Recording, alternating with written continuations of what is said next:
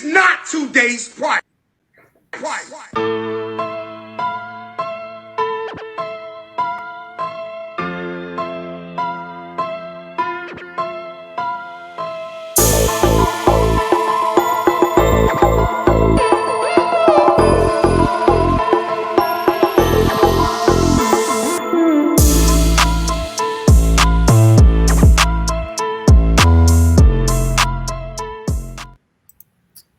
Yup. Let's get it going. We are live. We're back in action as week 4 is no more. Week 5 is alive, and we are here. 3rd and 3 podcast presented by the Sports Column, brought to you by Reebok. As always, head on over to 3rd3podcast.com. Check it out. Reebok link. Click on it. The new Rewind shoes, the AIs, a whole bunch of gear from Reebok. Check it out. It's a beautiful thing. Gotta love it. More stuff to check out. Meatworks, Beer Drop, food, drink delivered right to your house. Come on, man. We got the goods for you. Just go to 3rd3podcast.com. We will take care of you. Like Tricky Nicky Gist takes care of Knowledge with Nikki, but we're not doing that right now because we got a whole bunch of other shit to cover. But the knowledge is always there with Tricky Nicky Gist is here. What's up? Yes, the knowledge is always here.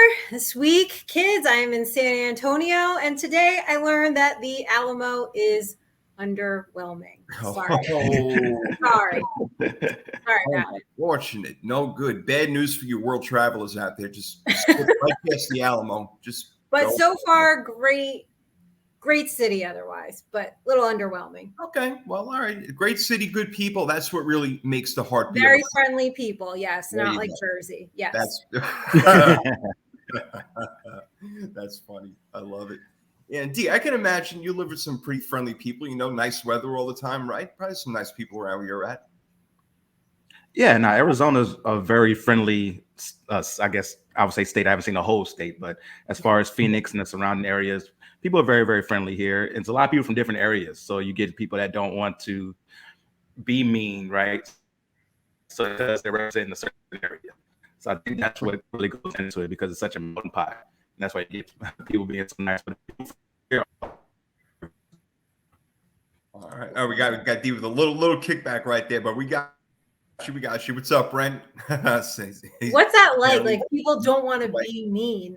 Like I just wake up mean. Like I just wake up like, man. Definitely has to do with the environment of where you're at. No question. Yes, I've known that since I moved to Florida. Yeah, I definitely think.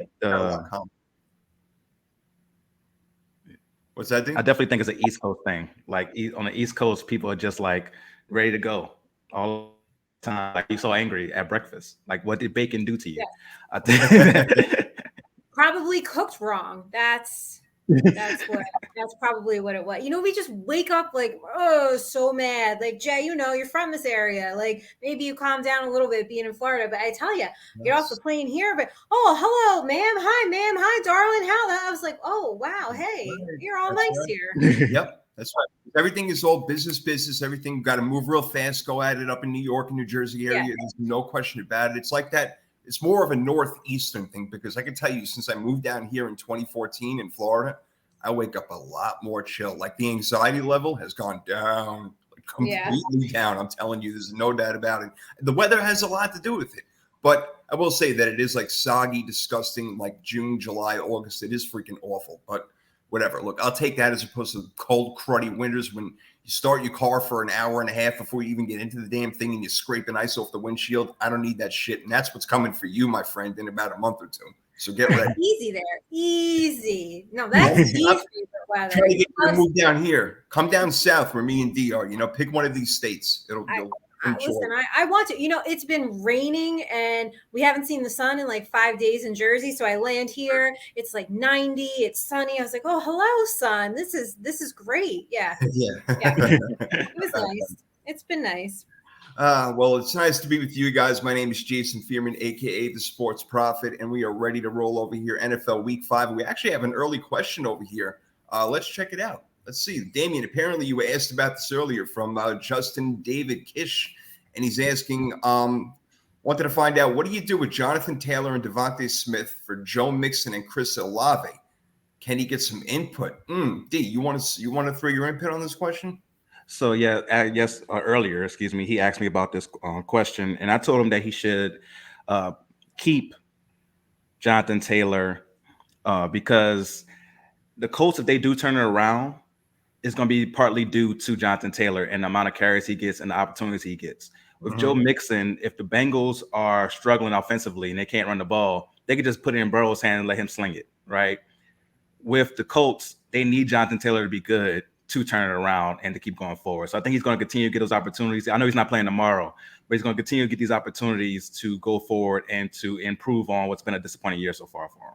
Yeah, no, that I agree with you. Look, they rely on Jonathan Taylor, so we know he's getting the ball. Not like Joe Mixon isn't getting the ball. But the other part of it is that the Eagles' offense is much better than the Saints' offense, which means that Devontae Smith is going to get more targets, more opportunities, probably more touchdowns than Chris Olave, regardless of who's better or not. Nikki, do you agree with us? You know what's hilarious, Jay? That's literally what I told Justin. He could tell you, like, it's literally what I told him. You guys call me a homer all you want to. But I told him that the Eagles' offense is way better than the Saints' offense, so I would trust Devontae Smith more as far as being consistent, even though Chris Olave is great. Because our O-line is bad and you have maybe a Hurt Winston or Dalton playing, I would trust Devontae Smith more. Yeah, there you go. Exactly. It's nothing to do with either one of them's ability to catch a football or run around, Nikki. It has to do with, who has going to have more opportunities in fantasy football, right? As we're learning in week 4 or 5 here. Oh, yeah. And I was in on Devontae Smith in the summer. I said probably by week 6, right? You're going to be pretty happy to have him. I do have him. And, he is asserting himself like I thought he would around this time in this offense. I just, you keep Jonathan Taylor, you keep Devontae Smith. So for me, I'm right there with you. Yeah. Justin, you got your answer. It's a trifecta for us. Keep your players right there. That's what you got to do. Keep your players. No doubt about it. Some people can keep their players. Some people can't keep things in, keep things out. DK Metcalf. I don't know what to say about this whole thing, but very interesting. He's going to change his number to number 2, obviously. That just goes without saying, because this man had to go ahead and drop a deuce so bad. And admittedly so, he had to get carted off the field. He couldn't even clinch his way back, man. He could not walk back, because that's what he said, D. He's like, man, I have got to get carted off this field. What kind of crap is that, man? Literally. Wow. Wait, I missed this. What did he do? Oh, my God, Nikki. Oh, D, please reiterate. Tell her. Yeah, so at some point during the Lions and Seahawks game, you see DK Metcalf getting carted off to the locker room.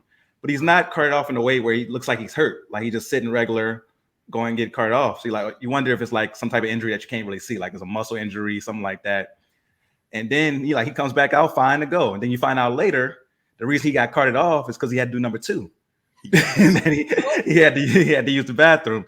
And it made me think of the Lamar Jackson situation from either last year or the year before when they were playing against, I believe it was Cleveland.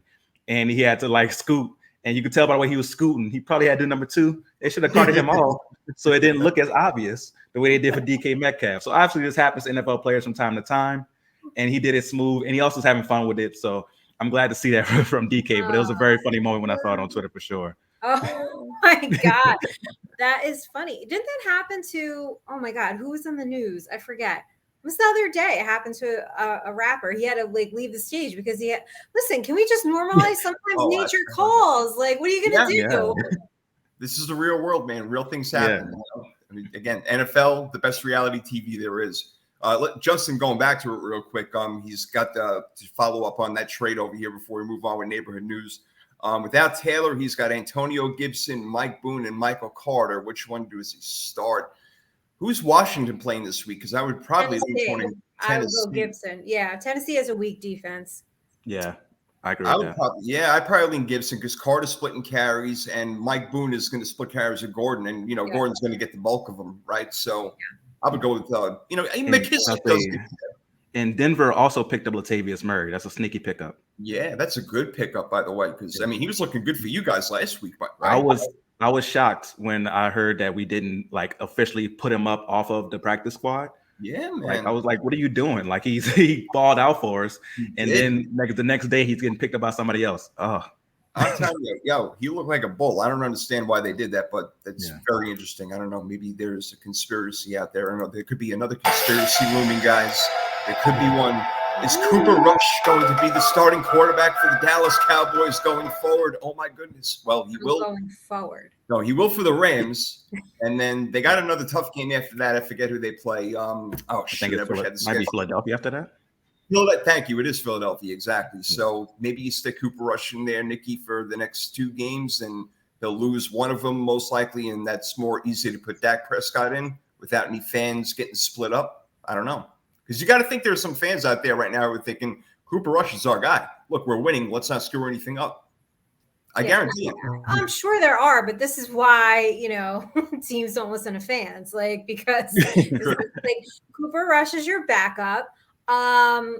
Listen, I'm not the fan of me would be like, yeah, rush Dak back. But to be objective, no, Dak is your quarterback. And Cooper Rush is holding the fort down just fine. So don't rush him back. Wait till he's ready, because you want him later in the season for that playoff push so you can get bounced in the first round. Well put right there. Yeah. Yes, which they most likely will get bounced if they do make the playoffs. And right now, D, they look a lot better than what any of us thought. And after that week 1 beatdown that Tampa put on them, we're like, yup, this is what the Dallas Cowboys are going to be. But no, man, their defense is playing lights out, led by Micah Parsons. And you have to give him a lot of credit because offenses account for him so much that other players are getting through. Yeah, no, their defense looks awesome. And you got to give credit to Diggs as well. One of the things that we criticized Trayvon Diggs about was getting beat on double moves and being too aggressive. So he's still being aggressive, but he's even better on the double moves this year, not getting beat deep and not falling for those moves. So that defense is one of the best in the league, right? They're right up there with Tampa Bay, with some of the other defenses up there, San Francisco. They're right up there with those guys.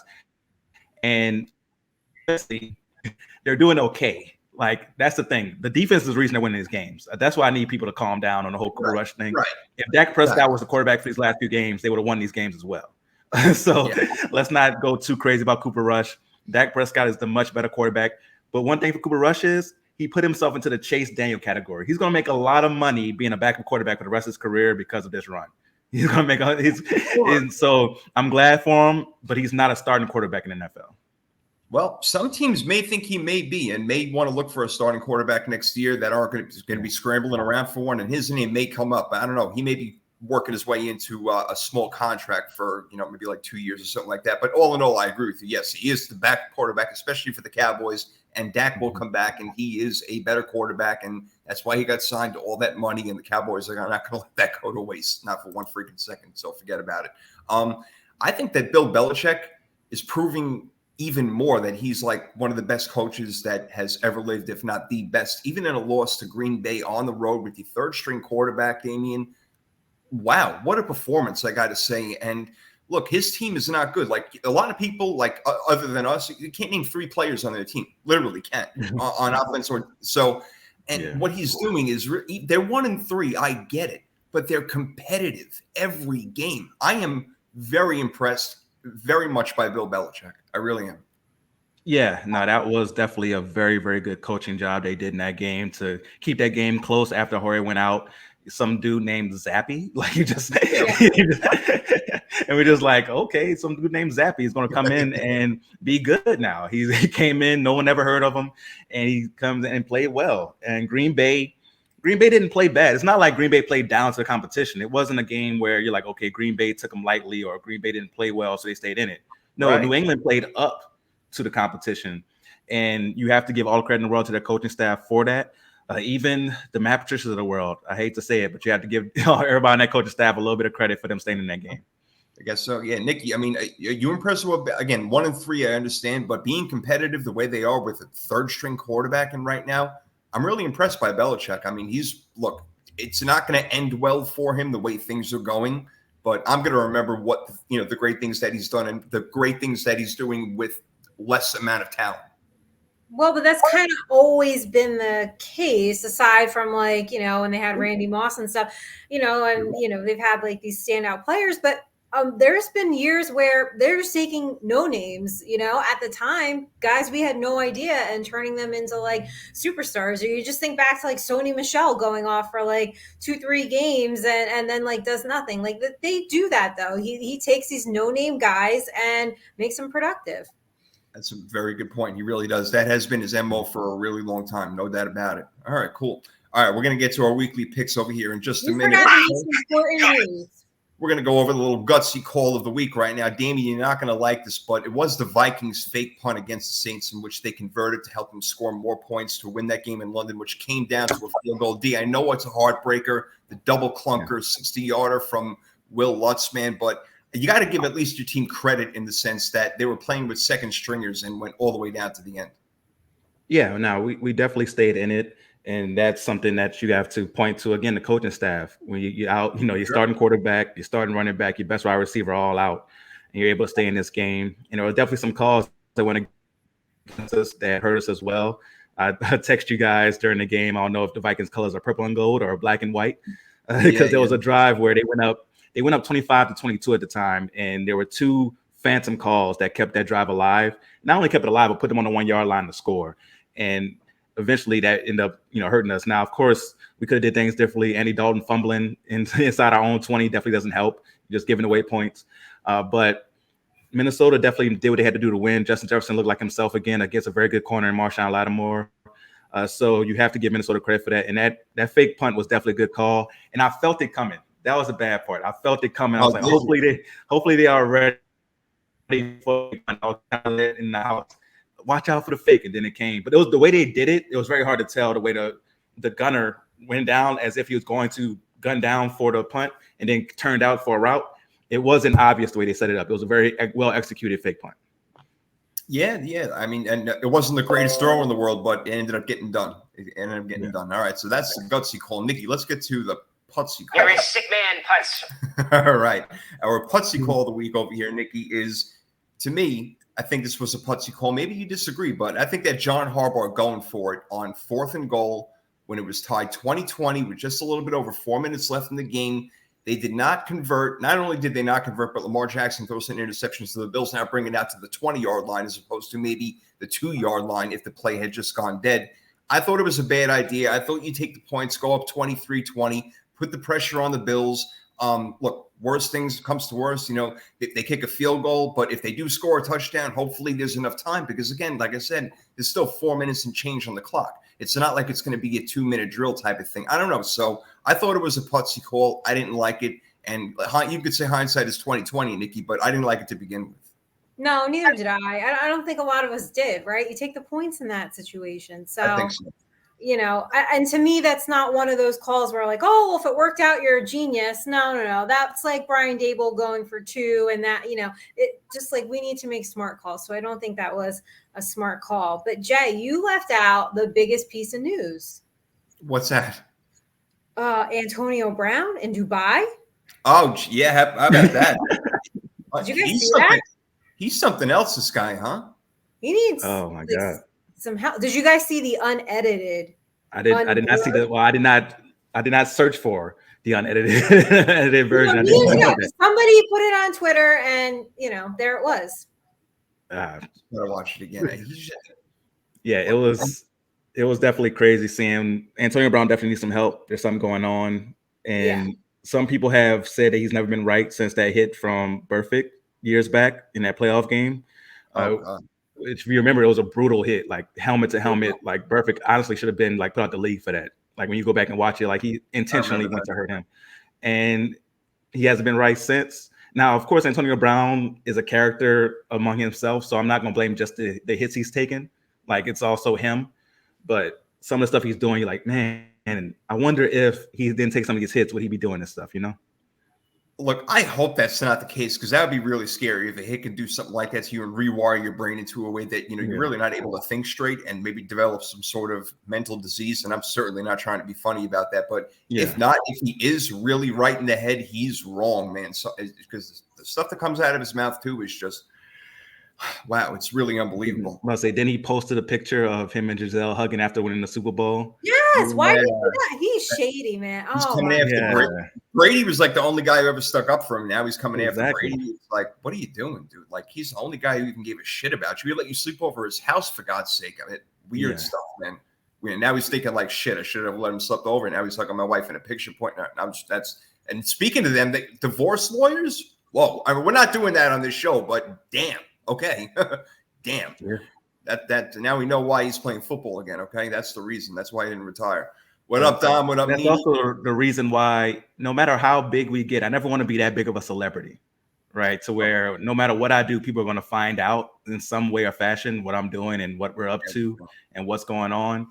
And because I'm pretty sure they didn't want this out. So somebody's digging around, somebody's followed them to the lawyer's office or whatever it may be to find this out, because Tom Brady's reached that level of celebrity where it's different. It's that Beyonce, Jay-Z, LeBron, where you can't really do anything without people noticing what you're doing. I couldn't live like that. And I blame people for that, because people need to get a freaking life and I stop blame living people vicariously. But Nikki, you're a normal person. You like reality shows. That's okay. But you're not like some crazy woman, some crazy fan who's going to do insane things and not allow a person to live their life. Let these people just live, man. Leave them the fuck alone. Yeah, I wouldn't like it either. I would be the worst celebrity. Like, I would literally punch probably paparazzi camera in somebody's face. Like, I know I'd go off on people. Like, I'd be visiting so Nikki in jail.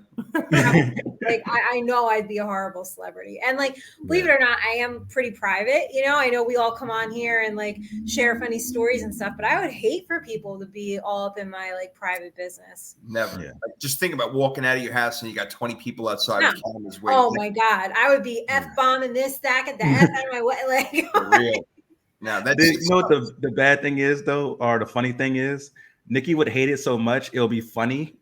So people would continue to do it because they would love to see her rant and rave and get angry at the paparazzi and all this stuff. So it would be a bit at some point they'll be like, leave Nikki alone, but it's so hilarious.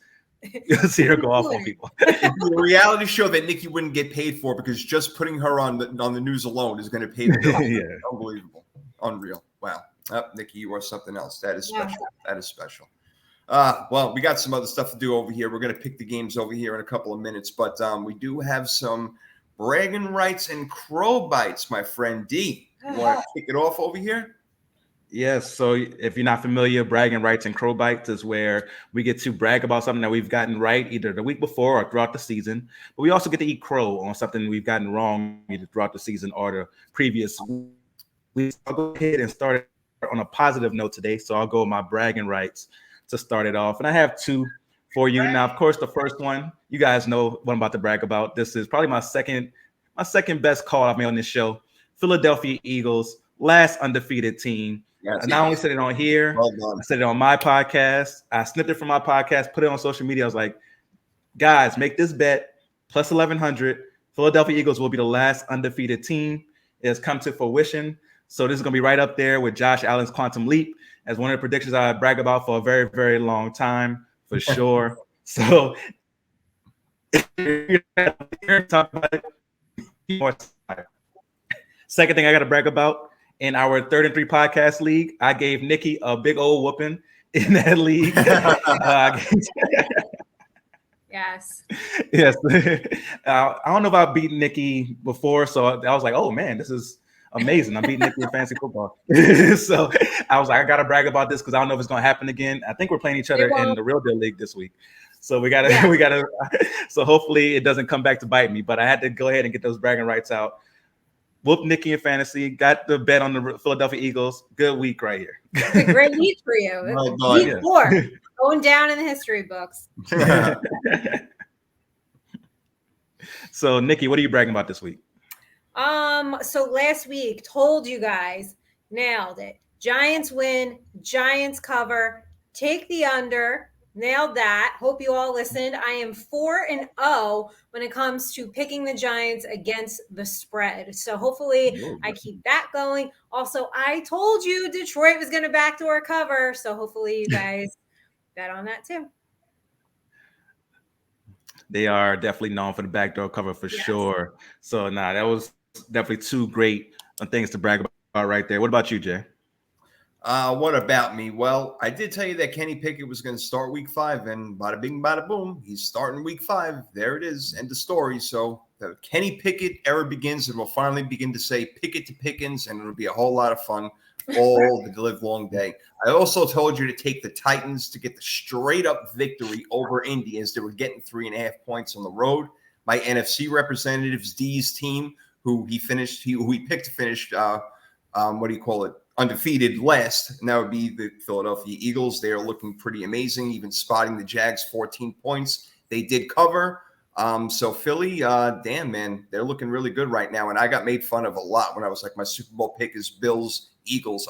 Never going to happen. What a joke, this and that. Well, okay, those people are real quiet right now. Nah, they definitely look good. Yeah, it's always great. It always adds a little bit of oomph when people are going at you about your picks and you're able to shut them up in that way. Oh, yeah. So now let's go ahead and have you do the full circle, Jay. What are your crow bites? Oh, we got to do some crow eating over there. Okay. Crow action.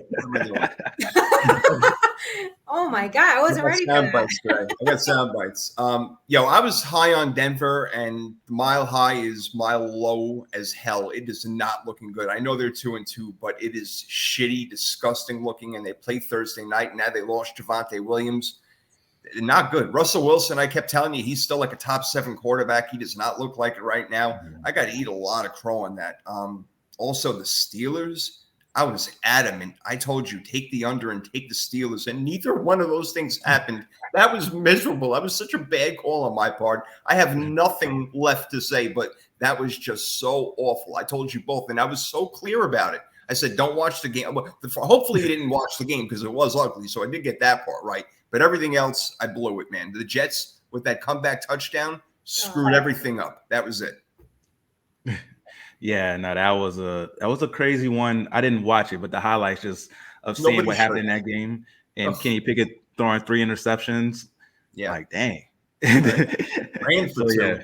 But the era begins. That is the bragging. I told you, week 5, bro. Yeah, that was a sports profit special, right? Predicting week 5 for him to be the starter. So you see why he has the name. You see why he has the name. So, Nikki, what are you eating crow on this week? Oh, well, I told everybody that the Tampa Bay Kansas City game would be 1 point difference and that Tampa Bay would cover. So got to eat crow on that. That game didn't go nearly as the way I thought it would. And I was going to wait like a week or two, but so I'll take a baby crow bite on Indy. I'm still going to give them like 2 weeks to turn it around. Maybe. I don't think this will be the week, but looks like I got that pretty wrong too. We all did. It doesn't look good for them. I feel like everybody who talks about the NFL got the coach wrong. Like literally everybody. Because everybody had one in the AFC South at least. There's still time, though. There is time. The AFC South, if anybody can turn it around and win their division, the Colts still have a chance in the AFC South for sure. Sure. Yeah.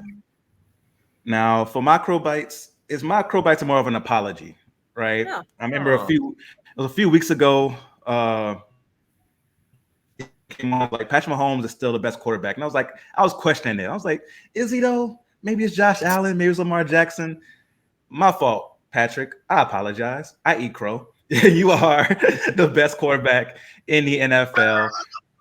These other guys are amazing, right? You have Josh Allen, you have Justin Herbert, Lamar Jackson. They're all amazing. Tom Brady, they're amazing. Patrick Mahomes is magical. Right? Yes. There's a difference in what he does compared to other quarterbacks. Like those guys are amazing, but Patrick Mahomes is magical. Come on, some of the plays he was making and the stuff that he does that's semi-special gets lost now because he'll still have the throws where he's in the pocket, everything's collapsing. He finds a little bit of slither of room, sidearms it, and it hits somebody right in stride. And they go like that play gets lost because he's doing other stuff where he's running around, spinning around, throwing a little lob right before he hits the line of scrimmage. It's nuts, man. It's absolutely nuts what Patrick Mahomes does. So I'm eating crow on even thinking somebody else could have been the best quarterback in the league. Yeah, I've been trying to tell you that, man. I've been telling you Patrick Mahomes. Now you're back on my side. There's obviously no doubt that he took like ballerina lessons when he was a kid because he pure weight on the sideline and freaking tossed that just like little like just right to Clyde Edwards-Helaire, who, again, I should be bragging on that because I drafted him in like 3 of my leagues, and I got laughed at in every single league for drafting him, and he's kicking ass right now. So, he's doing the same. Would you call it pure away? Did you call it pure away on the side? Pure away. Oh, I thought you didn't pronounce the T in French. I thought you didn't pronounce it. I thought everything was way and vous and zwa. No, I am right. I taught dance for a very long time. I believe you. Oh, I believe you. Definitely.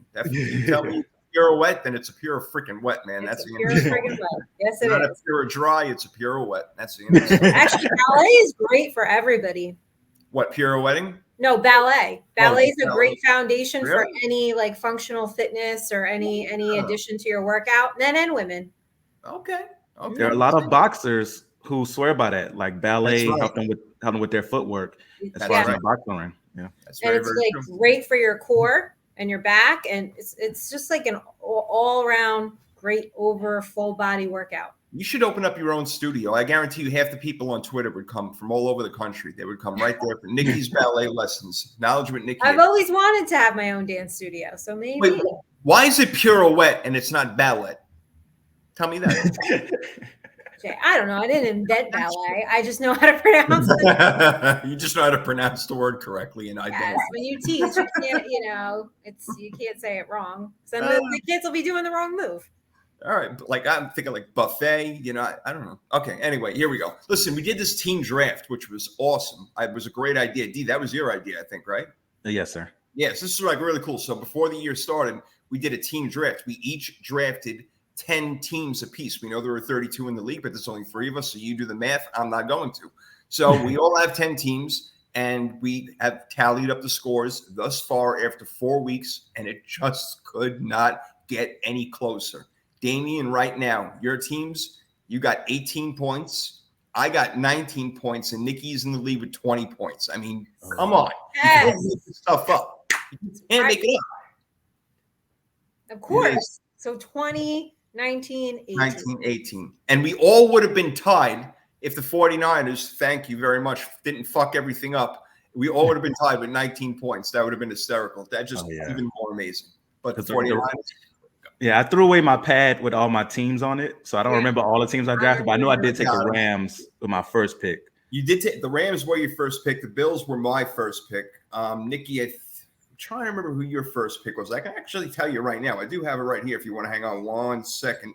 It went Bills, Rams, Chiefs. Nikki was your first pick. Then we did the snake draft. Raiders, Saints, Packers for me. Chargers, Bengals, Broncos, Ravens, Colts, Bucks. I'll just give you the teams, Nikki. So you got Chiefs, Raiders, Broncos, Ravens, 49ers, Vikings, Patriots, Giants, Falcons, Jets.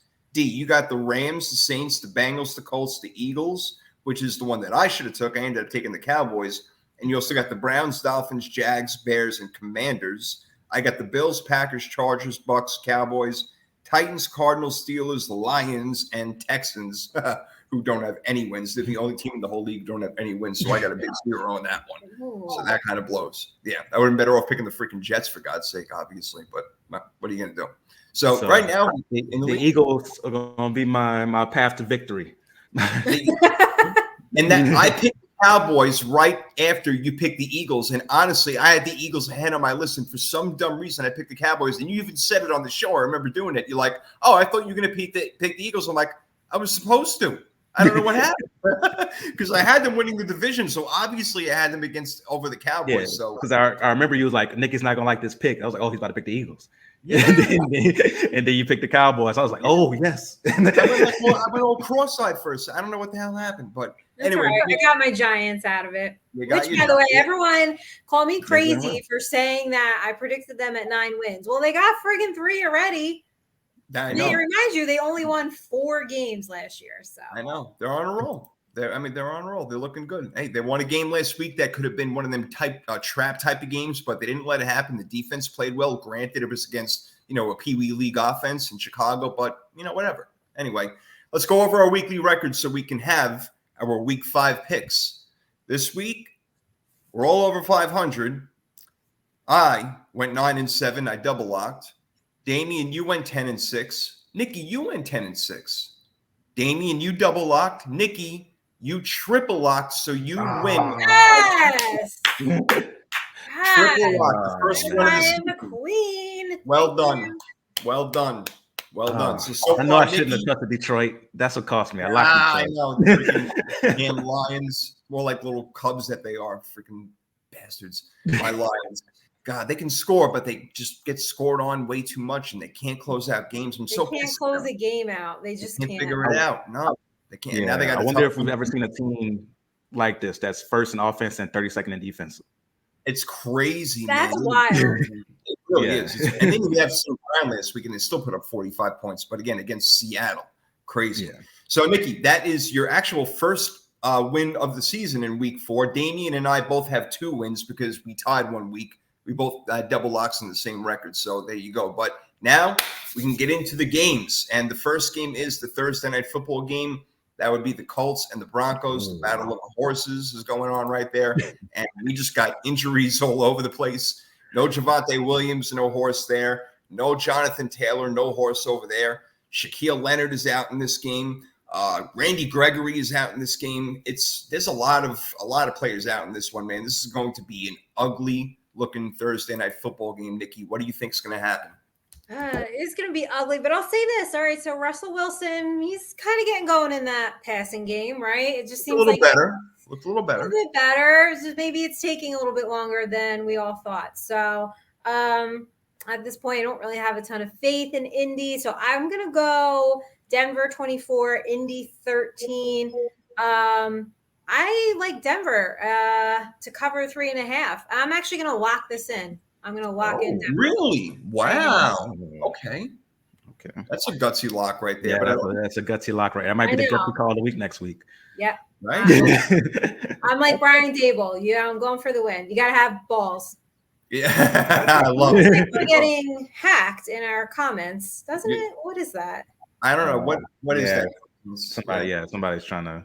Well, we won't pay attention to all that bullshit. We won't click on your crap. Don't press send. Don't press send. Anyway, yo, I agree with her. I'm going Denver in this game, but it's not going to be fun to watch. It's going to be 17-14. I'd probably take the under in that game too, which I think is only 42 points. That's off the top of my head. But D, I agree with her. I'm going Denver as well, but I'm not locking it. Yes, you can make this one a try. So yes, I'm going Denver 17-14 as well. All right. And you said it's a battle of horses, but it's a battle of ponies. I love it. Well, you get your horses ready because we need real deal bets for the Derby next year. So Get your horses ready. Yes. I love it. I love it. All right. I'll be on it for next year with the horse racing, but this game will be ugly. It's going to clash like that chair is clashing with the drapes in Nikki's room right now.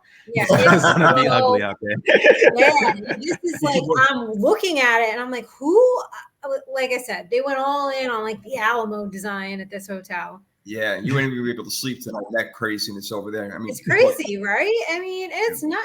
Westons are nice. The decor is not great. Yeah, I don't know. Well, hey, you're in San Antonio. Now we're going over to Fish, chips, cup of tea, bad food, worse weather, Mary fucking Poppins, London. All right, so let's go to the London game. Let's do Oh, it.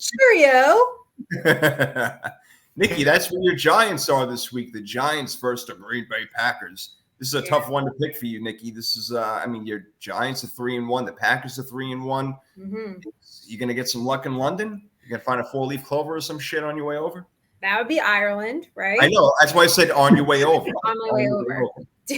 You taking the scenic Yeah, route. we're just gonna go up around. We're gonna go over Greenland. A little north first. Yeah. That's all. Uh, 10 hours out of your way. This is this would be tough, but seeing as in how we don't have quarterbacks or wide receivers, it's not that tough of a pick for me. Okay. Oh my gosh. I think Saquon will have a big game. I think it's going to be a run heavy game. But I do think Green Bay is going to win. I have it 31-17, and I think they cover the 8 pretty easily. Okay, there you go. Yeah, what do you think, D? Green Bay's technically the home team, but that really doesn't mean much of anything at all. No, it doesn't, but it depends on if their crowd comes over there. Like I did see for the Saints and Vikings game, the Saints fans actually did come out and have a good showing as far as the fans. I got picture Packer fans making that trip for sure, and New York fans because it's a short trip from New York, relatively speaking. But I'm gonna go Green Bay in this one. I agree. I think they covered 8.5 as well. I'm going 28-17 Green Bay. All right, 28-17 Green Bay, and I guess we can call that a trifecta. Green Bay is going to win this one 31-24. Giants may get some points somehow, some way, even though Daniel Jones has got a messed up ankle. but I have to lock this game in. I got to lock it in, Nikki. I'm sorry, but I think that Green Bay is just a better team. And like you said, your team, unfortunately, is really banged up right now. Let's go to kind of banged up defense, but some guys are kind of stepping in, like this Hightower cat for the Steelers over here without TJ Watt. And Kenny Pickett makes his first start against the Buffalo Bills, Damian. What's going to happen here in Buffalo? I got Buffalo 30-13. In this one, I think it's going to be ugly from the get-go. Locking it in, clink, clink. Buffalo's going to win this one. I wouldn't bet on it, but I do think they covered a -14, but that's a lot of points, so I wouldn't bet on it. Yeah. 14 points is a ton of points, my gosh, right? Like, Nikki, as I'm telling you last week, remember we're going over the Green Bay game, 10 points, like, shit, that's a lot of points. And look what happened. They win by a field goal. So I wouldn't lay that point. I wouldn't lay those amount of points. I'd probably look at the over-under maybe a little bit. Then again, I wonder how much the Steelers can score. I agree with him, Nikki. I'm going Buffalo, and I'm locking that in too. That's my second one. Yeah, I am locking in Buffalo. I have it 31-19. All right, 31-19. All right, and I got it 24-14. I think maybe just a little bit lower scoring for whatever reason, but 24-14. How about the Chargers and Browns? Maybe I'll take this one. Oof, this is kind of an interesting game over here. Myles Garrett has been practicing, so he's coming back. That's huge for the for the Browns. What sucks for the Chargers is now they lost Joey Bosa for like 3 months. They've been having a lot of injury problems. They're very poorly coached, as we've talked about a million times on this show. Cleveland, again, just in the offensive and defensive side of the ball on the line of scrimmage, that's where I look at the game a lot. I know it's going to be tough, and I know that Herbert's going to get his, but Cleveland also has a good secondary. I did a lot of analyzing on this game, and what it really came down to for me is that running game that Cleveland can kill the clock with and really kill that defense with, because they still haven't figured out how to defend the run, as Dameon Pierce is still running, that rookie from Houston last week on that touchdown. So I got to go with Cleveland, Dameon, 30-27. I'm not mad at that pick. They are at home too, which I like. They are at home. Yeah. I'm not mad at that pick, but I do think the Chargers kind of got back into the rhythm against Houston, and I think they'll be able to do the same against Cleveland. I'm going Chargers 28, Cleveland 20, but I do think it's a very good game, and I'm not thinking anybody's crazy for picking the Browns. No, I mean, it's not a crazy pick to pick the Browns at all. At least I don't think so. But, I mean, the Chargers, I got to look at that. I got to check out that line. Maybe they are favored. You know, they don't have him again for this game. I don't know when he's coming back. He's sitting on my fantasy team, Nikki. I need him to come back. But this one's a tough. Oh, did we get Nikki on a freeze action? Nikki, you with me? Yeah, no, I couldn't hear you. What'd you say? Okay. No, I was asking what your pick is on this game. Yeah, no, I couldn't hear you. I know this feels like a trap game to me. I feel like it just has trap game for the Chargers written all over it. Here's the difference for me. The Browns defense cannot do anything with Myles Garrett. And I know the Chargers are missing Joey Bosa, but they can still be productive. So I am going to go the Chargers, but I could easily see this being a Cleveland win, but I'll go 24-20 Chargers. All right, so I'm going Lone Ranger on Cleveland over here. That's the first one of the day. I'm sure there will be more as we move to our next game, and that would be those lonely 0-3-1 Houston Texans, who now go to Jacksonville, who are now a formidable team. People thought they were actually going to beat the Eagles when they were up 14-0, but they still look pretty good, even though Trevor Lawrence had a whole bunch of turnovers in that game. I don't really see that happening this time, Damian. I'm going to go Jacksonville 30-20. I think they take care of Houston pretty easily.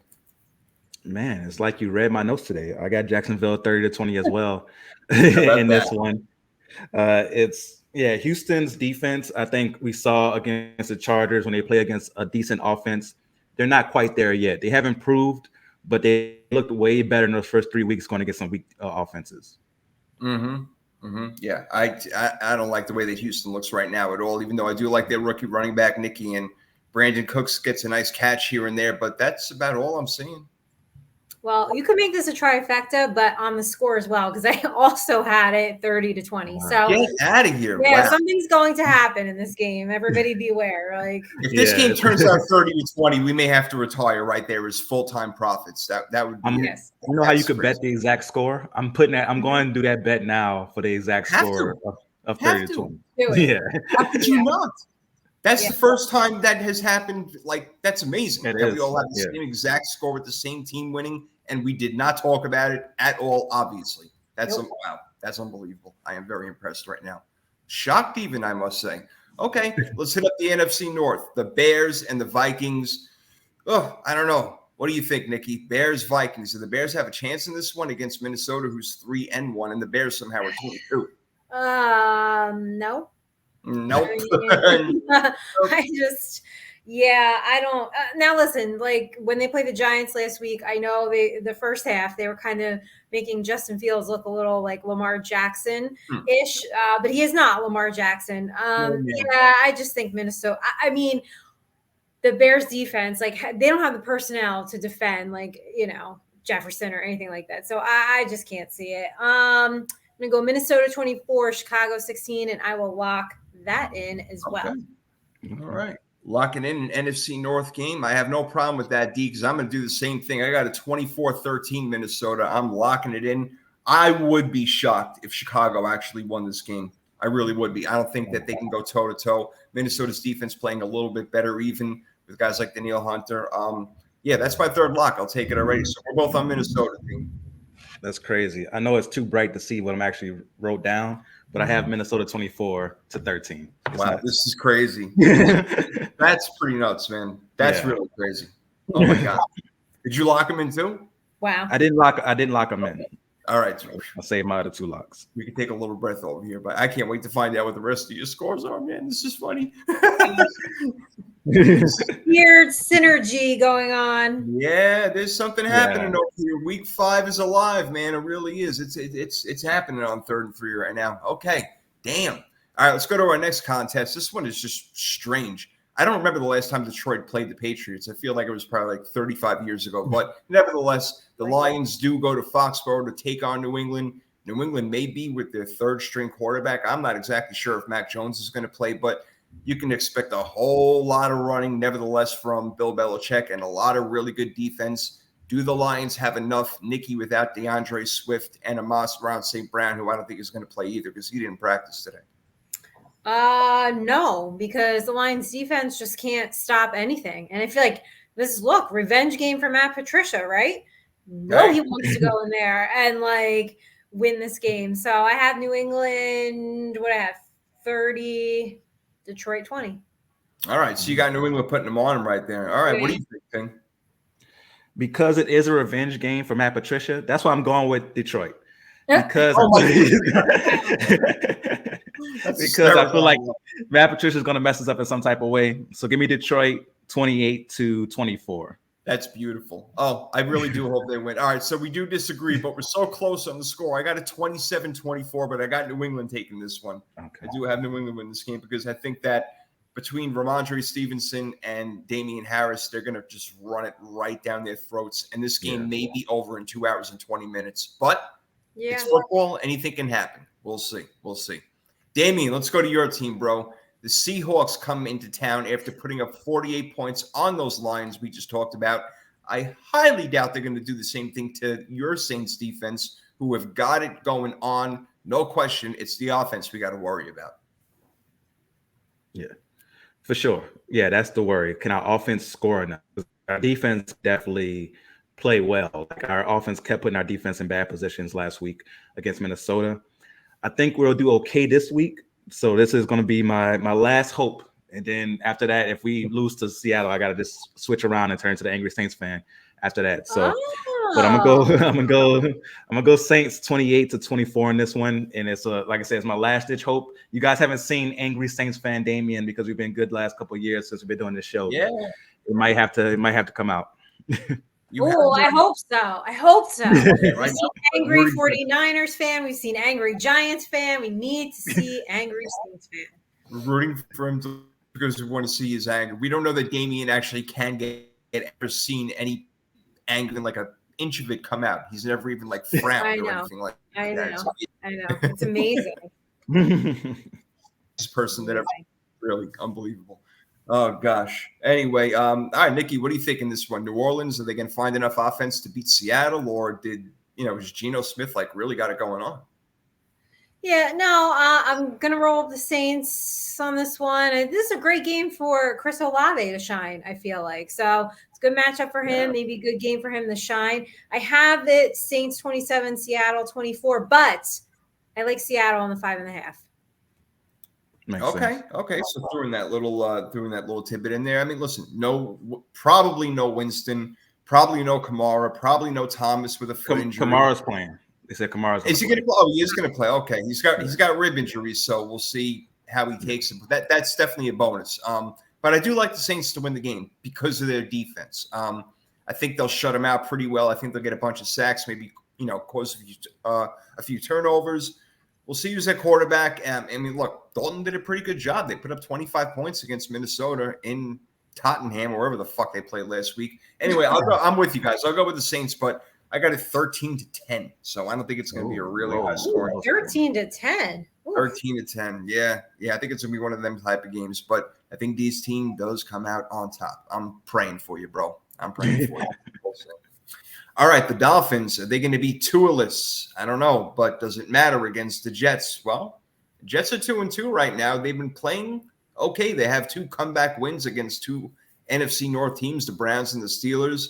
Now they have an AFC East matchup. Miami does come to town. It's always weird when they do play. Now, I look at Miami, and again, I just say they have the better team. They have the more complete team. And I even saw that on Thursday night. But when Tua went out, it was kind of all over. Maybe Cincinnati would have won the game anyway, maybe not. But when I look at the 2 teams, I got to think that Miami is a better overall team and should win this game. However, I think it'll be close, Nikki. I got Miami winning 23-20. Yeah, no, I have Miami winning too. I really just think that it's going to come down to Miami's defense is going to get to Wilson more than the Jets defense will get to whoever's playing at quarterback for them. So Miami 27, Jets 17. Okay, so another close one. Yeah, I believe they did. I believe they did roll out Tua for this week, but that's a quick tangent. That's one of the reasons I think that it was also egregious that they put Tua in danger, because the drop off from Tua to the Chargers, when the Chargers put Herbert out there, where everybody was critical, but the drop off from Justin Herbert to Chase Daniel is massive. From Tua to Bridgewater, It's not that big of a drop off, so it adds even extra to.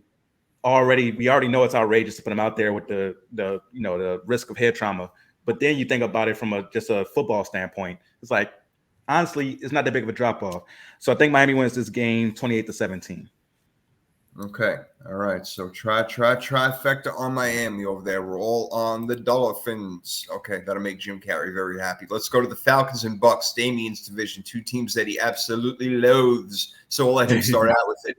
Atlanta goes to Tampa Bay. Tampa Bay trying to get their shit together. Do they get it together this week?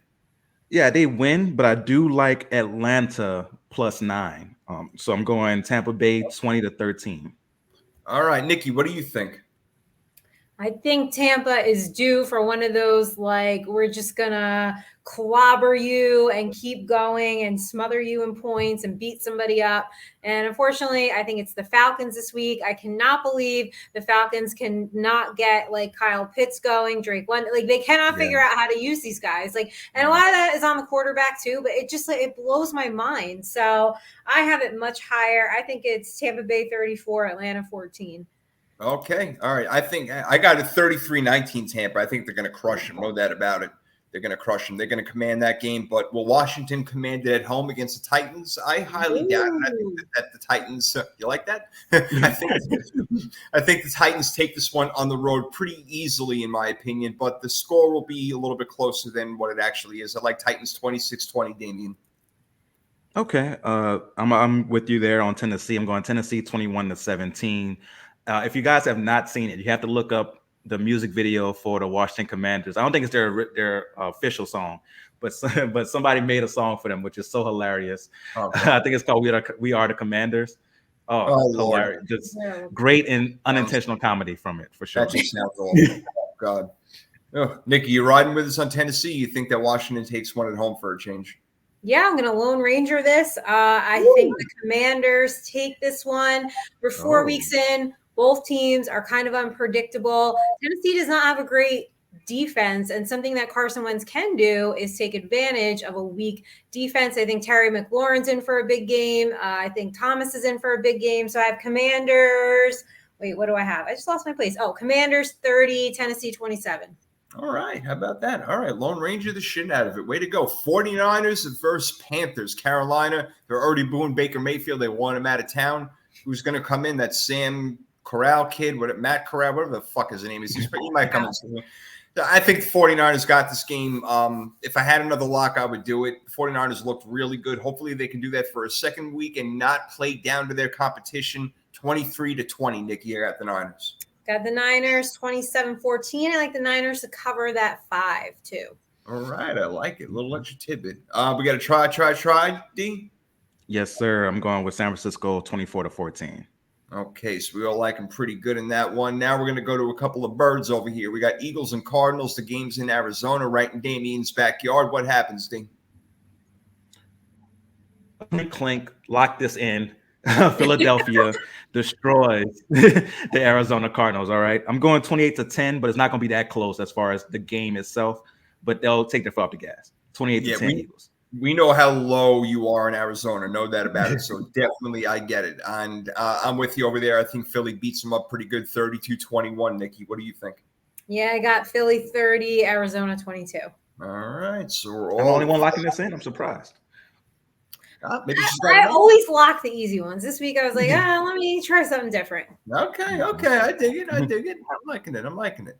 All right, we got the Cowboys and the Rams right now. This is a really interesting game to pick. The Cowboys are playing better football right now. I know Cooper Rush is going to be in there, and they're not running particularly well unless they give it to Tony Pollard. I like that a lot. But CeeDee Lamb's got a good connection going on right now, even Noah Brown.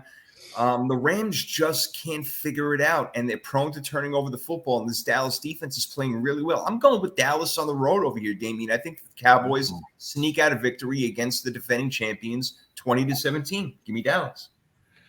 I'm not mad at that pick. I went back and forth on this one. I decided to go with the Rams just because I believe this is the game where the Cowboys are going to miss Dak Prescott. This is a game where their defense is going to give up just enough. Like you mentioned, the offense for the Rams does not look like the Super Bowl offense yet. And maybe it's because they don't have Odell Beckham Jr. I think they are missing that explosive wide receiver to open up the lanes for Cooper Kupp.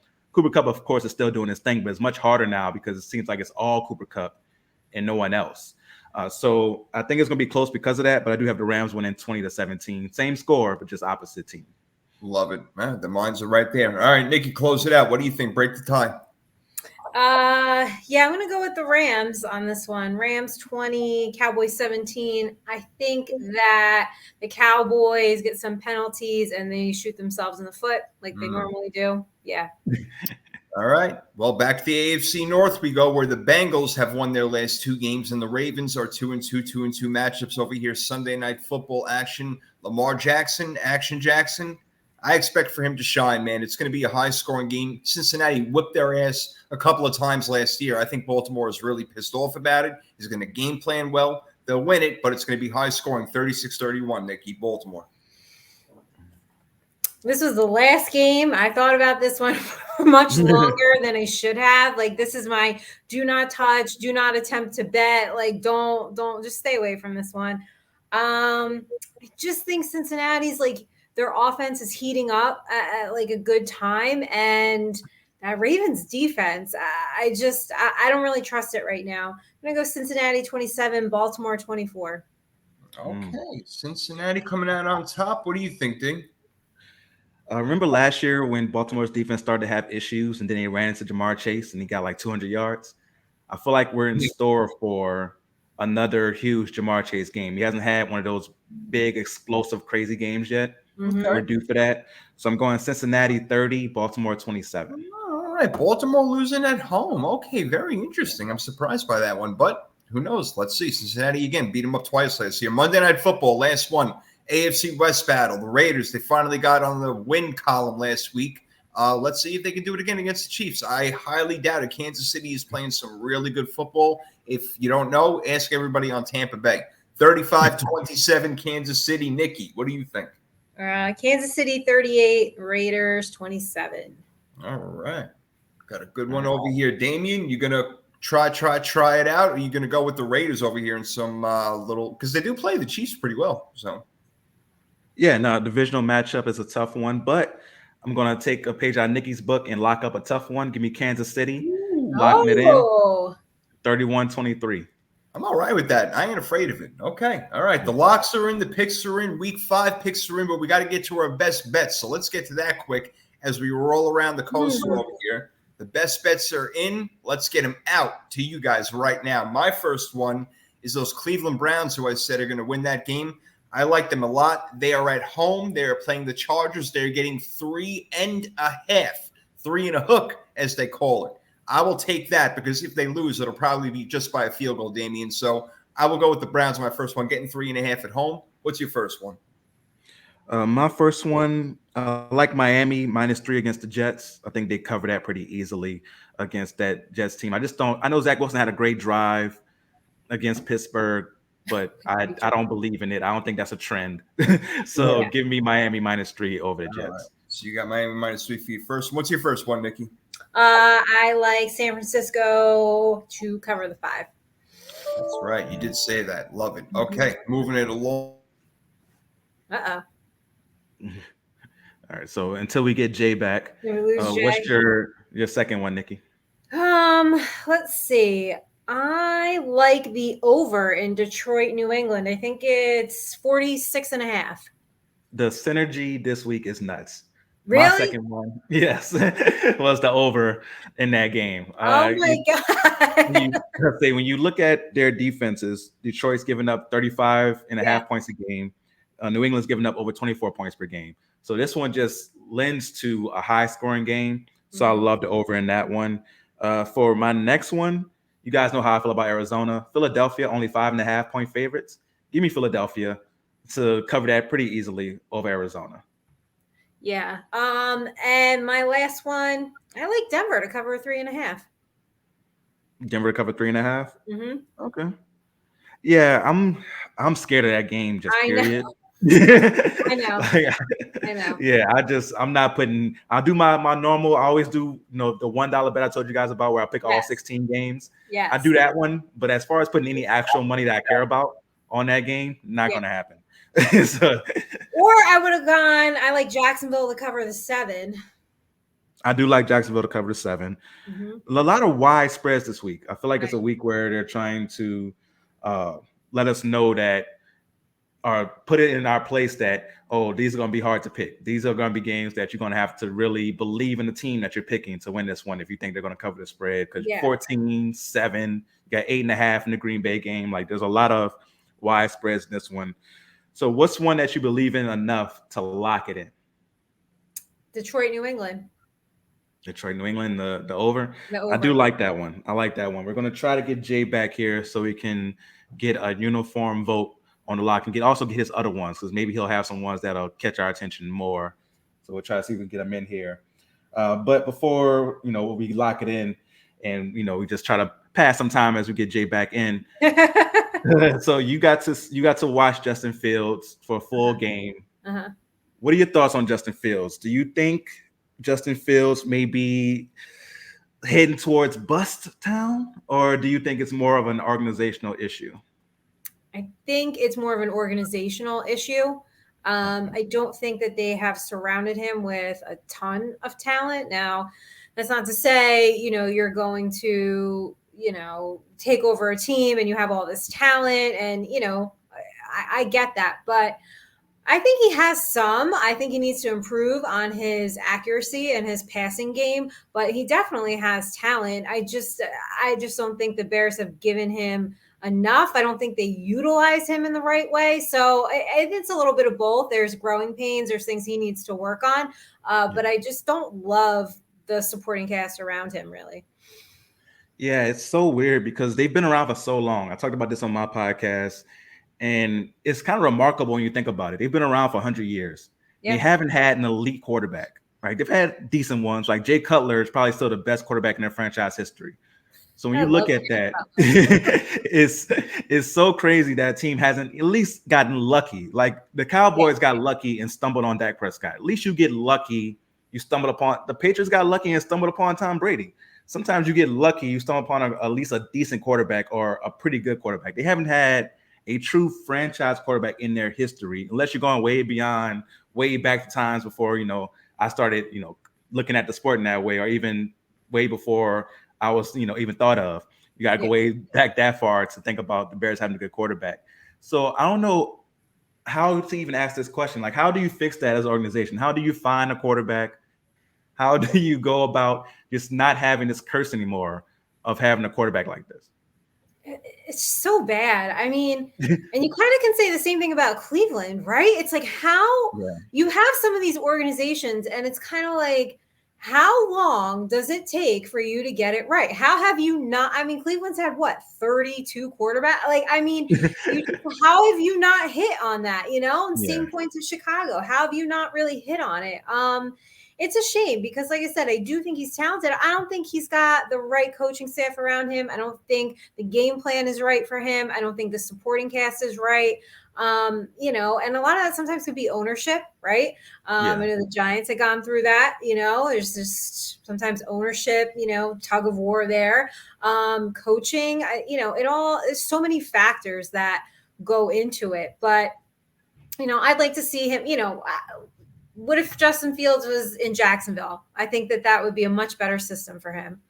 Oh, and it does come down to where you're at so much, right? Because Trevor Lawrence, even though he looked horrible against the Eagles, looks so much better now with a real head coach, real coaching staff, compared to how he looked last year, Urban Meyer, right? So that's one thing that NFL fans, just sports fans, period, in all sports, have to look out when we talk about bust and people having disappointing careers. Where were they? What was the organization's situation at that time, right? Yeah. Maybe if Jamarcus Russell got to do his career again and he went to the Patriots or he went somewhere else, maybe he's not known as the biggest bust in NFL history. Ryan Leaf, maybe. Now, some of those guys would have been bust anyway, right? Ryan Leaf was very immature. Maybe, even in San Diego at the time, he wasn't well equipped to handle the media attention. And San Diego is not the biggest market. It's not New York, right? And some people are built for that, some are not. Like Eli Manning was built for New York, right? And then because he came from the Manning family, he probably already had that experience and saw, his dad and saw his older brother. So it makes a big difference when you're able to see what's going on, and also your organization is set up to have you succeed. So I think that's something that fans have to look at when they call a player a bust. Is like, were they really set up for the situation? Probably not. So, so Jason, he's going to be out for the rest of this episode. So we have to lock in a bet. So you talked about the over on the Detroit New England game. We had a few others we agreed on. I really like Philadelphia over Arizona, but it's the one that you're most confident in, the over for Detroit New England. Yeah, let's do an over and let's do a spread. Okay, so we'll give them a little parlay. We'll do the over on Detroit New England. And what's the spread that you're most confident about? Oh my goodness. I really do like San Francisco. Oh, we got Jay back. Oh, Jay's back. I can't forget about it. You have no idea. Well, no, we're glad to have you back because we were just about to talk about locking in our bet this week. We've agreed on, we'll let you see if you agree on this one. We like the over on Detroit versus New England. I think both of those defenses have been getting up a lot of points. We all talked about earlier how Detroit's given up the most points in the league so far. New England's given up over 24 a game. So I think both of those teams are lined up to have a shootout, and the over-under is set at 45.5. So we both like the over on that one. All right, both like, all right, that's not one I wrote down, but that's not terrible. I'm worried about New England's offense. Like I said, they could be running the ball a lot. And but Detroit can't stop anybody. You like the under or the over? Yeah. The over. We like the over. We both wrote the over down. But here's what I'm saying. What if they run out a lot of clock? That's what I'm worried about. So you worried about them having a game where their strategy is to try to make the game as short as possible? That's what I'm worried about. I'm wondering what your other picks were. My other two, real quick, I don't know if you guys like them. You guys went with the Rams, so you probably don't like Cowboys plus 5.5. What about tomorrow night's game under 44.5? Do you guys like that at all? I do like the under on that game. I was just telling Nikki earlier, this game just scares me, period. Like, it just, as far as just betting on it in any type of way, because I feel like this game could go so many different directions. I feel like because Russell Wilson did find a little bit of a rhythm in the last game, and they have somebody, they have a new guy taking care of the clock management. Now, I wonder if that's a job we could apply for. Like if every team's going to have a clock management guy. I feel like we qualify for that. So if you're looking for a clock management guy or team, the 3rd-and-3 team can come together and be your clock management team for the NFL teams out there. but since he no longer has to deal with that, it seems like he's calling better plays and he's handling the situation better. So maybe Denver starts to really turn the gears here. But I do like the under, but I'm scared of that game, just period. All right. So, look, 45.5 is not a ton. I mean, if we get a 27-20 game, we do win that. The other game all right, so we're going to go, let's go with it. The only other game I was going to bring up, because we all had high scores in it, was the Falcons-Bucks. The over-under is 48.5. That was the only other one I was going to bring up. But it's a high over. It is high. It is high. Yeah. I can picture the Bucks scoring 35 by himself. Like, this could be like a 35-17 type of game. Yeah, that Bucks offense is so bad. I know Atlanta's defense isn't the greatest, but that Bucks offense has looked so bad. They did put up some points against Kansas City, but that game was just kind of that game was kind of weird though, as far as just the flow of it. And I don't know if they're back into like this is what we're gonna do now, because that offensive line is still in shambles. And Atlanta does have some defensive line players, Grady Jarrett and those guys. So the over scares me on that one. What about Kansas City and Raiders? The over under 51. I have it over. My final score does say 51. Over too, and it is a lot. Yeah. It is a lot. It's 5.5 more points than the game we're talking about right now. So what do you think about that? You can put that into perspective. But if you guys like Detroit, New England over 45.5, I'll roll with you. Let's do it. Okay, so we said we were going to give them a little mini parlay. So you like that one for the over under. What's the one that you're most confident about as far as the spread? Oh, as far as the spread goes, I'm telling you, man, home dogs win. I like Cleveland plus 3.5. Look, if the Chargers win by a field goal, we still win the game. But I know you guys aren't loving that one. You both picked the Chargers. You both picked the other LA team, the Rams, and I like the Cowboys plus 5.5 in that game. Well, I like the Cowboys and the points. I said that. You did say that. That's true. I do have it. I have it close as well. I have the Rams winning 20-17. So we all, by our picks, we do agree with that one. So we could take Dallas plus 5.5. Yeah, I think it's a close game. I think their defense will keep it close because the Rams' offense just hasn't been explosive at all. So I think they scored 9 points against the Niners. They scored 20 against Arizona. They're not scoring. Yeah. They're just not. Yeah. So I like Dallas to keep this. I think they're going to win the fucking game. But at least 5.5. I'm with it. Let's put that in there also. So we have a spread for Dallas plus 5.5 against the Rams. We have the over/under on over for Detroit and New England. Mm-hmm. And what do you think about Philly minus 5.5 versus Arizona? Do we give them 2 spreads and one over/under this week for the parlay? Sure. 5.5 in Arizona, right? Yeah. When you think it'd be more almost, like why is it only 5.5? I don't know. I agree. I think they're going to win by more. I think my final score is like 33-21. I got one of those weird scores that Nikki hates. I have it 30-22. I'm telling you, I like San Francisco in the 5. I like San Fran to cover also. Yeah. I like San Fran to cover. I really like Frisco to cover. Carolina's going to shit the bed, and then they're going to shit somebody else's bed who lives next door. Because if San Francisco's defense is playing like it did against the Rams, but if San Francisco's defense is playing like it did against the Rams against Carolina, it's going to be a very long day for Carolina. So I do like that one for sure. You guys, so we can make that our make that our third one. So we're going to go with. Let's roll with that. How many points do you have, Nikki? How many points? 27-14. No. I mean the spread on the game. Oh, 5. But I use DraftKings, so. So all right. So we'll use the DraftKings. We'll give them a little shout out, even though they're not paying us. It's okay. So Nikki's gonna get them over. Nikki's gonna get them to come over and they're gonna get all her podcasts. They're gonna get all of her podcasts that she does. Nick, you can't do it. No one can. That's the way it is. All right. So we got it. All right. So to recap our 3 locks for our bets of the week, we have Dallas plus 5.5 against the Rams. We have San Francisco that is minus 5 against Carolina. And then we have the over/under 45.5 going over for Detroit versus New England. That's the way it's going to be. All right, we all agree. So put that parlay in now. Put the parlay Yeah. in now. If you're watching, if you're listening later on, put it in as soon as you hear it. All right. Because we told you in the beginning of the season that it's going to take till after week 4 for us to really start to actually get our shit going. So now is the time. Now is the time. Just like Kenny Pickett's time is now. It's 3rd and 3 time, baby. It's And 3rd get and it 3. now before some of these lines move. That's Just keep in right. mind, Sure. we are doing this on a Wednesday where the lines are at on Wednesday, not Exactly. Sunday. So I know some of you listen to me on Wednesday and then you listen to me on Sunday morning and you're like, oh, Nikki, on Wednesday you said, because sometimes the line moves and then it doesn't make That's right. sense. Life is Yeah. fluid. Things change. It's okay. Things are going to happen, and we're Yeah. gonna deal with it. It's all right. No problem. All right.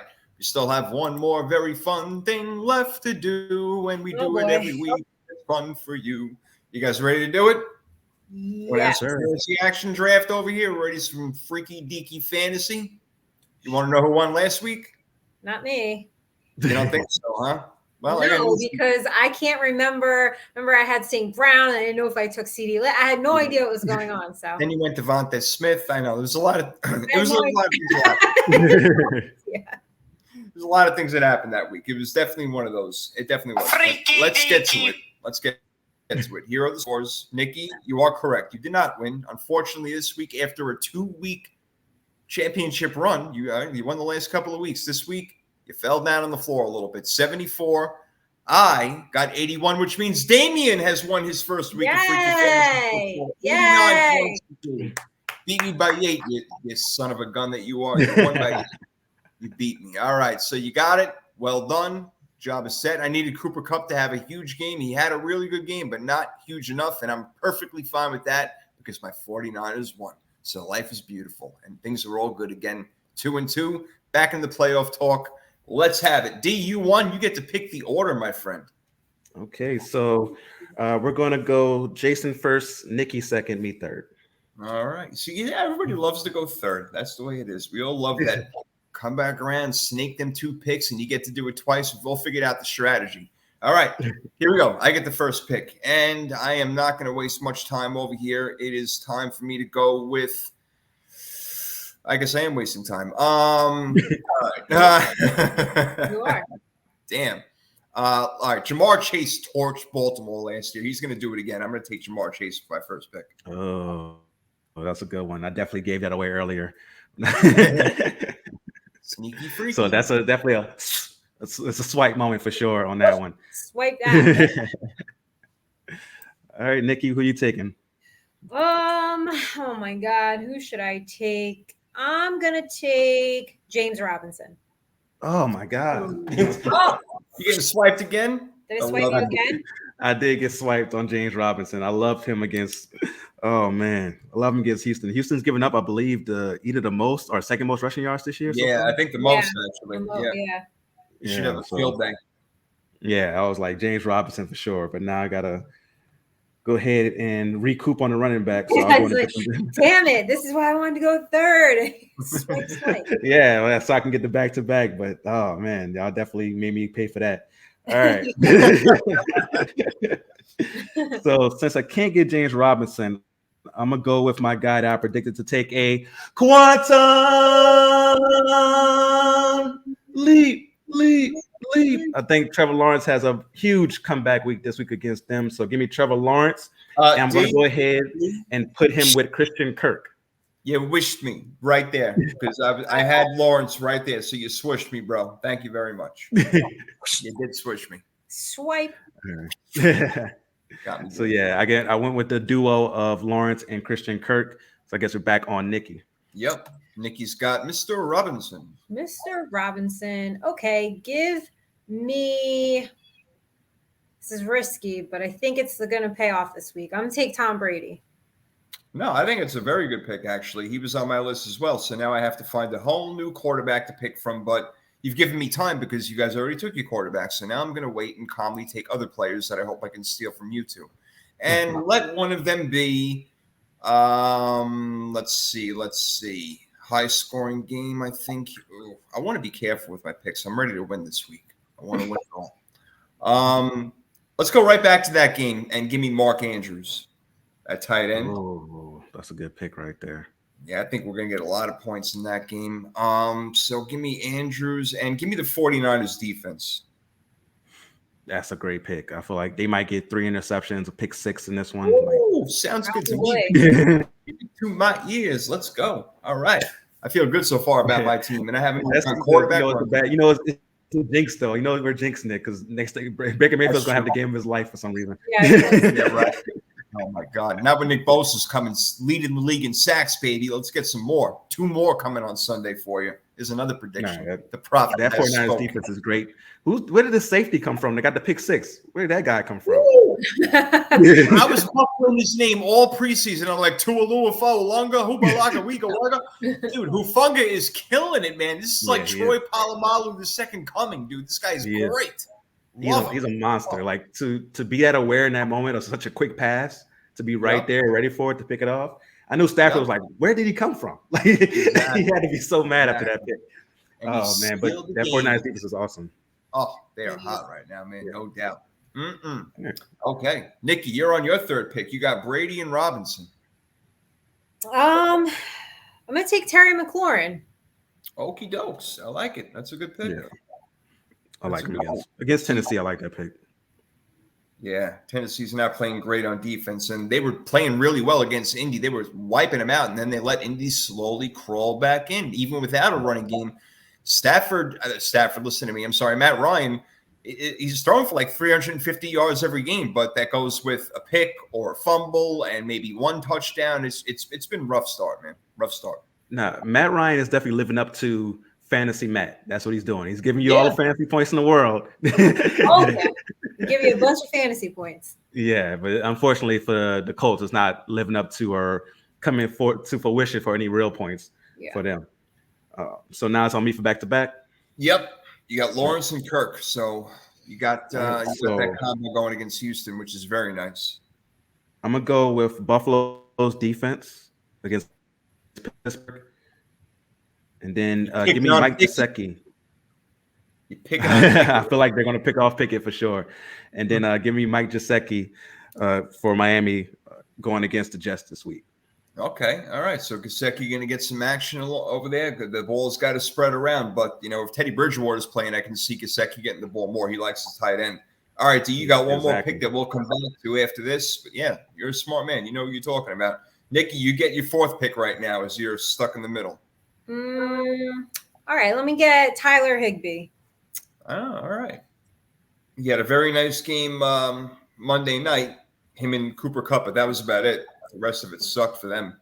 All right. My Niners. Ooh, it was so nice to watch that on Monday night, I got to tell you. Okay, I got Chase Andrews and the Niners. I need a running back, and I need a quarterback. So for running back, let me see real quick.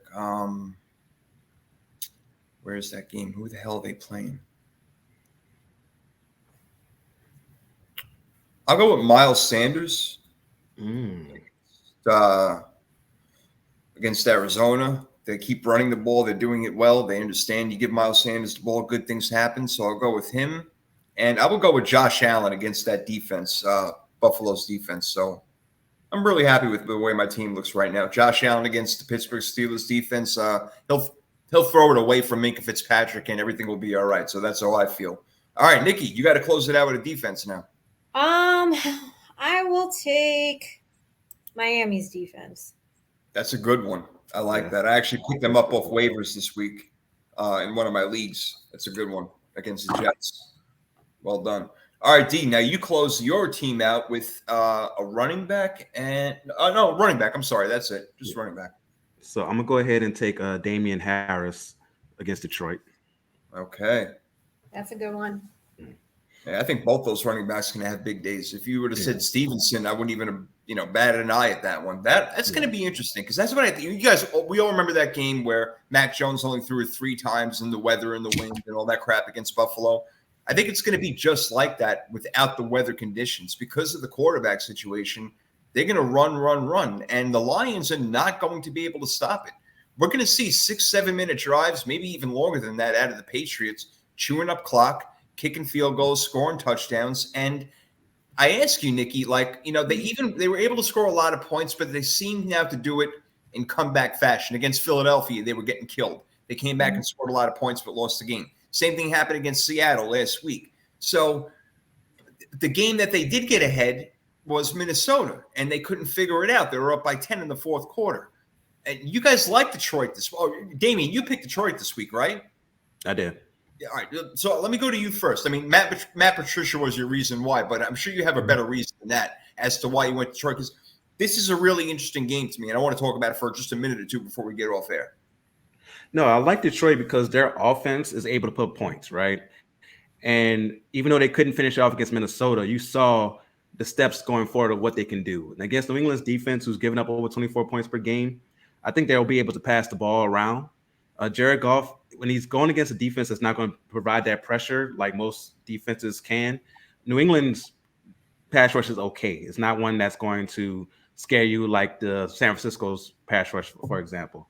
So I think that Detroit will be able to win this game because they'll be able to outscore New England, and they'll score faster. New England might do the drawn out drives, but I think that Detroit will be able to score in quick fashion, and that's why they'll be able to win this game by getting more points. Just outscoring, basically. It won't be because of their defense at all.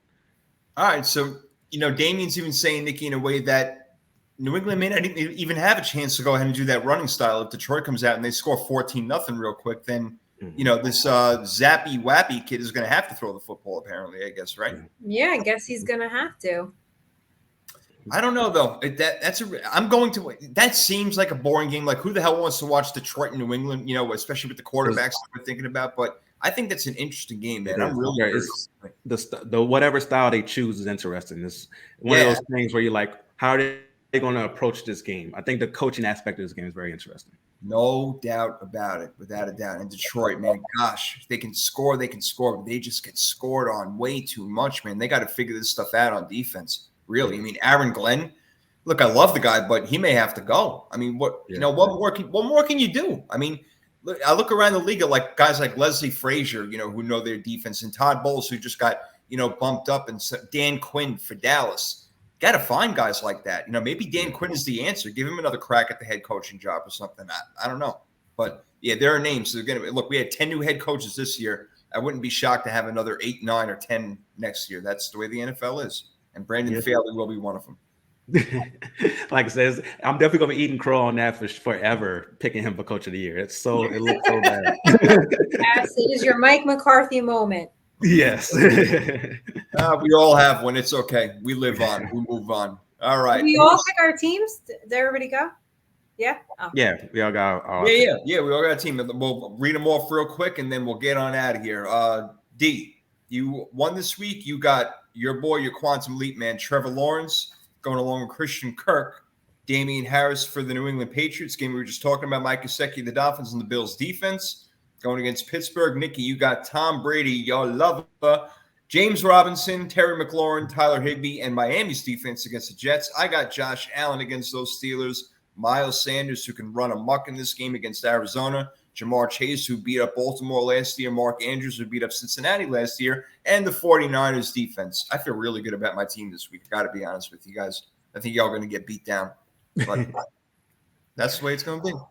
We'll see. And remember, if you're watching, use these picks in your daily fantasy. If you're on DraftKings, if you're on one of those daily fantasy sites, use these picks right here because we're giving you the matchups that will work out for you. And I know that they have the money system, but even if you can't use all of them, use some of them in your leagues for sure. Now that week 5 has come around, we said this was the week where you really want to start listening to what we're saying, because all our records from week 5 on last year, guys, it was nothing but 12s and 4s and 13s and 3s or whatever. It was all over the place, just killing it every week. So we are ready to go. The profiteers that we are, the 3 profiteers, ready to rock. 3 profiteers.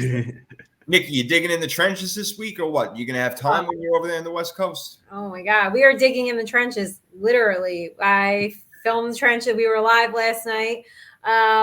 So trenches on Tuesday at 6:45 live, and then follow that up with New York Giants Rush Wednesday here. Of course, catch me in a half hour on TSS Fantasy. I'm going head to head with another podcaster. So it's Green Bay versus Giants. I'm obviously repping the Giants. I have some guest spots coming up over the next few weeks. And of course, Sundays at 11:30 for channel side bets. Except next week we're going to be at 9:30 because I am going to the Giants Ravens game, and we'll see how that goes. Oh, rock on with your bad self. That's what I'm talking about right there. Way to go. All right, D. I know you're all mixed up, man. You got GSMC, the special unit over there. You got a whole bunch of other things, the real deal, the real bets, the realness that you give. What is going on? Yeah, man, it's a lot going on. So please follow me at The Real Deal WDA on all social media platforms. That's where you'll get access to Real Deal bets. I was on the San Francisco 49ers Rams game. I was 1 off on that parlay. I knew Deebo Samuel would have a huge game, but he didn't get the rushing yards I thought he would get. But I did get 3 out of 4. So you know that you're going to get close, if not all the way on these parlays. But I'll guarantee you will get some parlays that come all the way through this upcoming week. All right. So make sure you follow me on social media, get those Real Deal bets. The podcast, The Real Deal with Damian Adams, is out each and every week, maybe once or twice, depending on the schedule. But normally at least get it in on Monday night or after the football game. And sometimes right after the Thursday night game, I get it out as well. You just talked about GSMC. I do the boxing and basketball podcast. Basketball's heating up. Zion looked good last night. So I'm very excited about that. So I was wondering where the rest of him was. Did you leave it at the hotel?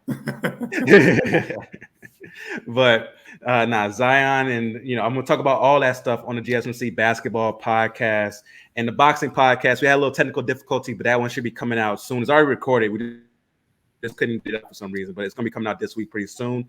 So please subscribe to 3rd and 3. Start there. Subscribe to this podcast if you already have. Tell your friends about it. The Real Deal with Damian Adams and the GSMC boxing and basketball podcast. Because as ugly as Nikki's room is, she looks great because she listens to my podcast. This is how she stays youthful. She stays in shape.